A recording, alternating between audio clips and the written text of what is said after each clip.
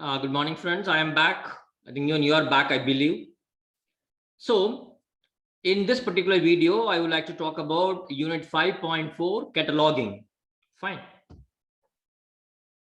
You all know very well what a catalog is. This is very simple. Using a classification scheme, we are arranging all the books available in a library using some artificial notations. Books are given a fixed location. See, every book will have only one place to sit. But when users come to library, they will come and ask for books based on many criteria. Some same book will be asked by a particular user based on the title. Some people, they will come and ask search for the book based on the title. Somebody author's name, somebody subjects, somebody publisher's name. So we need to provide more access points to the same book.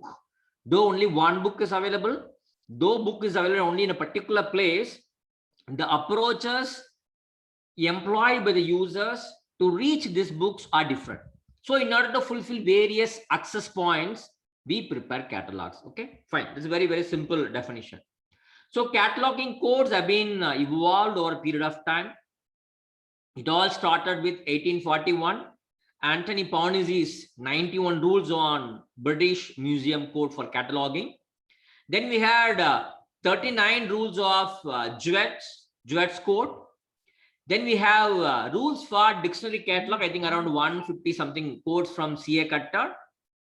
Then we have Disiat codes in sections, AA code, Christian instructions. We have Vatican Code, which was published in 1931. And we have Triple C, Classified Catalog Code from S.R. Ranganathan, 1934. And Dictionary Catalog Code from Dr. S.R. Ranganathan, 1945. We have Library of Congress, Descriptive Cataloging Rules, 1949. We have ALA Code, 1949, Mark, 1966. Anglo-American Cataloging Rules 1, which was published in 1967. ACR 2, which was published in 1978. ACR 2 revised was published in 1988. We have COMPAS, Computer Aided Subject System, which was created to replace PRECIS by British National Bibliography in 1991. Then we have FRBR, Functional Requirements for Bibliography Records, published by IFLA in 1998. Then we have Mark 21, which was born out of different marks. So we had the US mark, UK mark, Canadian mark. So a few marks were combined together and they developed Mark 21, which was published in 1999. And of late we have Resource Description and Access, RDA, which was published in 2010 as a successor of AACR 2. So we are not going to have AACR 3. Okay, AACR is no more. We have RDA in the place of AACR. This is the latest cataloging code. Fine. So when you talk about cataloging catalogs, we had physical forms of catalogs. We have conventional or traditional forms of catalogs like book or registered form of catalog, God form, sheet form, card, typical card form. Then we have non-conventional or modern forms like visible index catalogs, microform catalogs, computer output microforms, MARC, machine readable catalogs, CD-ROM catalog, opaque, online public access catalog. Now we have web opaque. Fine, good. Then we talk about inner forms of catalogs. Many different kinds of catalogs are there.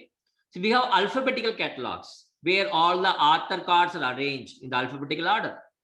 Our names are arranged in the alphabetical order. Our titles are arranged in the alphabetical order. Our subjects are arranged in alphabetical order. Otherwise, authors, names, titles, subjects, everything will be mixed together and they are arranged in the alphabetical order called dictionary catalog. Then comes classified or class catalog, just like what Ranganathan has proposed. It's got two components. One is classified part where the entries will be arranged according to the classification number. And second part is alphabetical part. And then we have alphabetical class catalog, where we have subject part, where subjects are arranged in the alphabetical order or in the classified order. Then we have alphabetical index. Good. Then we have to talk about centralized cataloging. See, when we talk about the process of preparing cataloging entries, see, long back they had a concept called centralized cataloging. That means one particular organization will take up the responsibility of preparing catalog cards, and these cards will be given to all the member libraries. So member libraries will simply copy the same cataloging entry, or they will cut and paste, and they will do such kind of things. But the work will be done by one single central organization, but the benefit will be reaching all the member libraries. So what are the examples of centralized cataloging? We have card of sheep service by Library of Congress, mark service by Library of Congress, wherein they will produce the mark tapes. The mark tapes will be given to all the member libraries. Then information service from INB and BNB, Indian National Bibliography and British National Bibliography. Then CIS, cataloging in source. CIP, cataloging publication. Then we have prenatal cataloging, a concept introduced by S. R. Ranganathan. So cataloging in source, cataloging publication, prenatal cataloging, all the three are one and the same. What they mean is that, so before the book is published, before it is made available in the libraries, the publisher or any centralized cataloging agencies or national libraries or national bibliographic agencies, so they will take the responsibility of preparing the cataloging entry for that particular book. The main entry for that book will be printed in the book itself, especially in the verso of the title page. And when the librarian reaches the book, he can simply see the verso of the title page where main entry is already printed. He can simply copy it, or he can take a Xerox and keep it, or he can see and type the same thing. So that's the spirit of this centralized cataloging. Somebody is working for, one person is working for everybody. Good. Then comes cooperative cataloging. Here the concept is different. Here, if 10 member libraries are joined together for the purpose of cataloging entry preparation, then all the 10 people will come together, everybody will contribute work, everybody will do some kind of work for the purpose of preparing catalogs. Here, a good number of independent libraries, they come together, they work together, they benefit together. Okay, so best example is the shared cataloging program, or NPAC, National Program for Acquisitions and Cataloging, which was established and started by Library of Congress long back in 1966. Even in India, Indian Library Association, what they did was, they collected the union catalog. They prepared a union catalog. How they prepared it? They collected the data from individual libraries. Based on the data provided by the individual libraries, they prepared a union catalog. So everybody contributed. Good. The best example is Union Catalog of Learned Periodical Publications in South Asia, which was published in 1953. Then comes canons of cataloging. See, we have got general normative principles for cataloging. As we have canons for classification, we have canons for cataloging also. The same six basic rules. Laws of interpretation, 1008 rules from Nyaya Kosha, as I told you long back. Law of impartiality, when you're cataloging, when you're preparing cataloging entries, you should not decide anything arbitrarily, just like that. Whatever you decide should be based on some sound principles and postulates. That's what law of impartiality. Then law of symmetry, it says that, see, two important concepts are there, both are equal. If one concept is given importance in one place, then the another concept should be given importance in another place. The best example is joint authors. When a book is written by two authors, normally the main entry we are preparing under the name of the first author. So, but both authors are important. So what you do is that you prepare another added entry under the name of the second author. So the main entry, first author is recognized. The added entry, second author is recognized. So law of symmetry.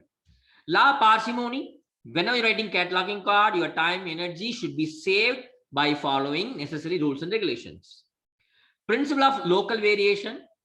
So how you have to write your card based on a place name or individual name, your local variations you can always incorporate. If you feel that your readers will come and ask for a particular book under a particular term, if they come and approach documents using a set of keywords, local keywords, then you can use all those keywords, absolute no problem. Principle of local variation. Then come principle of osmosis. When you are trying to migrate your cataloging system from one method to another method, you can follow principle of osmosis. So you're having classified catalog code. You want to move from classified catalog code to ACR2, or you want to move from ACR2 to resource description and access. So whenever you want to move from one scheme to another scheme, you have to follow what is called as principle of osmosis. What does it say? The principle states that, so when you're going to reclassify and recatalog library, you should recatalog the books which are in active usage. First of all, active collections are to be reclassified and recataloged, and they are to be kept separately. First point. Second point, afterwards, whenever books are, now you're having two collections. A new collection where books are reclassified and recataloged, and the old collection where books were cataloged and classified in the old system. So whenever users take books from old collection, and when they are returning the books, and those books are also reclassified, recatalogued, and they are sent to a new section. So you maintain a parallel section. Slowly, whatever books are being used by the users are reclassified and recatalogued. That is what the principle of osmosis is all about. Then comes canons. There are good number of canons for cataloging. Canons of ascertainability. It says that whenever you want to prepare a cataloging entry, the information required for preparing the cataloging entry should be taken from either title page or its overflow pages. That means you should be able to ascertain exactly where from you have taken the information for your cataloging entries. And secondly, canon of prepotency. Prepotency means the power to decide the position of an entry. So which one decides? The leading section. For example, if my name is Ramasamy, I write Ramasamy, comma K. Since my name is Ramasamy, my card will be placed under R, Ramasamy. So this is very important. R is very, very important. So instead of Ramasamy, if you write Kamasamy K, then my name will go and placed under K. So first letter is very, very important. Then what is second letter? Ramasamy R A. So second letter is very important. Second importance. So the highest importance is given to the first letter, and the importance goes on decreasing when you are moving from left to right part of your leading section. So that's what canon of. So you should be very, very careful in writing the terms in the leading section of any cataloging entry. Fine, good. Then canon of individualization. So whenever you are using some names of persons or names of countries, whenever required, you can make use of individualizing elements. For example, if there are two Ranganathans, you can make use of date of birth to differentiate one Ranganathan from other Ranganathan. If there are two journals, same name, you can give year of publication of the journal to differentiate them. Or if two persons are from two different places, and places can be used to individualize the people. So whenever there is a requirement, you can make use of these individualizing elements so that one name will be made unique in terms of or with respect to another name. Then canon of short heading.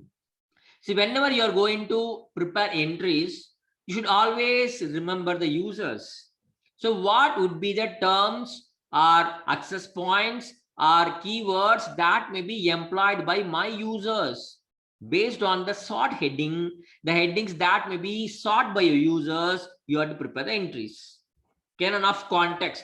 So your cataloging rule should be always in accordance with the features of your book. See, just imagine from tomorrow onwards, whatever book is going to be published in India will not have author's name at all. For example, I'm telling you an imagined situation. So what to do? Your cataloging rules are to be changed according to this particular feature. Fine. See, your cataloging rules should be based on organization of your libraries. Your cataloging rules should be based on mode of book production. See, for example, Tamil Nadu decides that from tomorrow onwards, no physical book will be printed. All the books will be available only in electronic mode. If such a kind of announcement takes place by the government of Tamil Nadu, then your cataloging rule should be changed accordingly. Okay, that is what the canon of context is all about. Then canon of permanence. So whatever elements you have used in your cataloging entry, the headings, they should not be subjected to change. So you should select such kinds of terms so that those terms will be permanent forever. Then comes canon of currency. It says that whatever terms you are using to describe the thought content or intellectual content of the book, it should be of recent, it should be current. So the currently used terminology should be used for describing the subject headings. Canon of currency. Canon of consistence, that means that whatever rules you have for the main entry, whatever the rules you have for added entries, they should be consistent to each other. So if you see cataloging main entry and added entries of classified catalog code or ASR, you can find out the rules to be followed in main entry and added entries are consistent with each other. They're not different from each other. Then comes canon of recall value. The canon which was proposed by Dr. S.R. Ranganathan long back in 1969. He says that, see, there is a name of the person, or name of the corporate body, or name of the conference. But these names consist of many words. For example, if you take Ranganathan, his name is Shyali Rama Mrita Ranganathan. 3 words are there. If you take a book published by Ministry of Finance, Government of India, we have finance. 2 words are there. Among these multi-words, which word is to be written first? Which word is to be written second? How to decide? Ranganathan says, you have to make use of that word which may be recalled by more number of users. The terms that can be used by, that can be recalled by your users should be given as the first term. For example, SRR is written as Ranganathan, comma, SR. Ministry of Finance India is written as India, comma, Finance Ministry of. So this is how you write. That is what being emphasized by the canon of recall value. Fine. Now let's talk about 2 cataloging codes which are very popular these days. One is ACR 2. ACR 1 was published in 1967. ACR 2 was published in 1978. In fact, the revision was taken place in 1978 by JSC, Joint Steering Committee, which was found by ALA, British Library, CLA, Canadian Library Association, Library Association UK, and Library of Congress. So what they did was, see, before 1970, we had 2 different versions of ACR, one for British text, one for North American text. So both these texts were merged together, and a single version was brought out in 1978 under the name ACR2. Okay, fine. So after 1978, ACR2 was revised in many years in 1988, 1998, 2002. Fine. Apart from that, we have got a lot of updates which was published in 2003, 4, and 5. But many a time, all these updates, all these revisions are generally called as ACR2. But sometimes in literature, see, ACR2 revision, which was published in 1988, is called as ACR2R. The revision which was published in 1998 is called as ACR2R98. The edition, the revision which was published in 2002 is called as ACR2R02 or 2002. These are nomenclatures to name the ACR revisions. See, you know, ACR is following unit card system. So what is a unit card system? You prepare only main entry, After preparing the main entry, the same main entry is copied 3 or 4 times. Only the heading is changed. So that's called a unit card system. And ACR typically follows ISBD, International Standard Bibliograph Description General. It has got 2 sections. ACR2 has got 2 parts. Part 1, it describes how you can prepare cataloging for books, printed books, musical scores, cartography materials, e-resources, serial publications, or maps. And part 2, they talk about headings or access points. How you can prepare subject headings or access points for various kinds of materials. The 2 parts of AACR 2. AACR provides 3 different levels of description. First level, second level, third level. First level contains very minimum information that can be used by school libraries. Second edition and third edition can be used by college, university, and research library, which contains more information.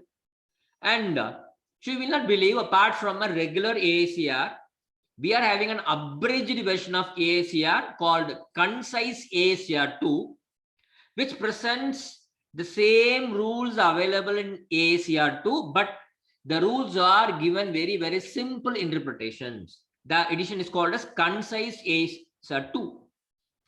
And AACR 2 has got, as I told you, 2 parts. First part has got 13 chapters, 1 to 13, which talks about description of various resources. Second part, chapters 21 to 26, they talk about subject headings or access points or cross references. Apart from that, AACR has got appendices A to E, and you'll wonder why chapters 14 and 20 are not there. So chapters from 14 to 20 are left blank. They are omitted. They are kept vacant. So that in future, whenever you want to add more chapters in AACR, that can be incorporated. Good? Okay. So here's an example of how AACR rule will look like. See, rule number 1.4C2, what does it mean? It means that chapter 1 stands for chapter 1, 4 stands for area 4, publication distribution area. C stands for sub area. See, area 4 has got A, B, C, 3 sections are there. This rule talks about sub area C. Then comes rule 2, it says actual rule. The same way, rule 2.4C1, 2 stands for chapter 2, 4 stands for fourth area, C stands for sub area of section area, fourth area, 1 stands for rule 1. This is how rules are arranged in AACR. And you know, there is something called GMD in AACR 2. So what is GMD? General Material Designation. This tells you what kind of material you are cataloging. Fine. So normally GMD is given after the title. After the title proper, in square bracket, you are giving the GMD of that particular resource you are cataloging. It is optional. GMD is optional. If you are describing, if you are preparing and cataloging for a printed book, you will write text in square bracket after the title. If it can be sound recording, it can be large print for visually challenged people, it can be electronic resource. If the resource what you are cataloging is a multimedia kit, you can make use of the word multimedia or kit within the square bracket. Good. This is about GMD. Then AACR 2 has got 8 different areas based on ISBD.